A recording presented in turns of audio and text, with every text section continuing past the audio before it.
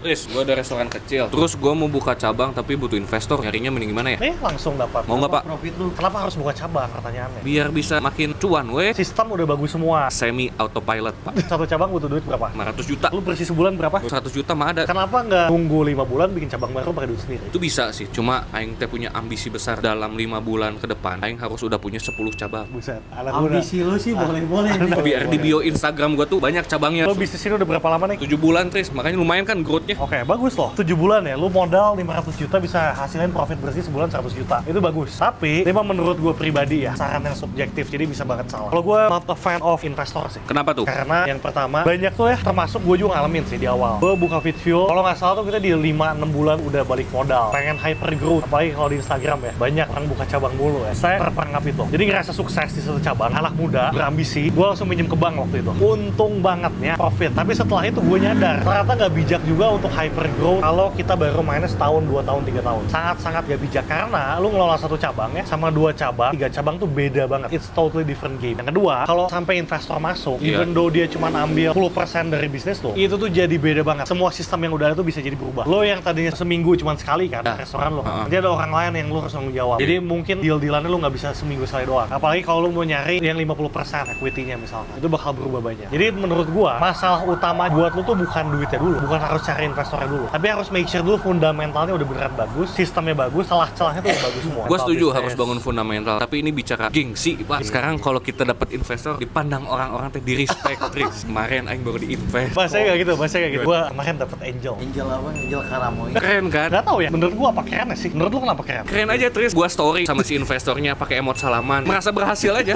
Berhasil tuh kalau profit, Paniki. Justru yang banyak orang nggak tahu tuh ketika dia sacrifice equity, itu dia sacrifice banyak hal. Misalkan lu kasih saham 20%. Emang kan on paper cuma 1/5 ya. Cuman yang lu sacrifice itu adalah freedomnya lu. Bisnis lu harus telanjang depan dia. Nah itu tuh banyak orang nggak lihat. Dan baru sadar biasanya itu nanti. Jadi tujuan tuh bukan cari investor. Tujuannya gedein bisnis. Lewat cari investor. Jangan cari investor jadiin tujuan. Supaya keren di story doang. Saran gue nih, lu punya ambisi oke lah. Tapi lu baru 7 bulan di industri ini kan. Tunggu dulu aja. 2 tahun, 3 tahun. Sampai lu tahu luar dalamnya. Lu ngobrol sama banyak orang. Minta pendapat orang. Baru putusin mau cari investor atau enggak. Mungkin kalau udah 3 tahun lagi nih, lu punya 5 cabang. Mungkin lu ngerasa lu nggak butuh juga sih. Sorry, Pak, bukan investor. Angel. Sorry.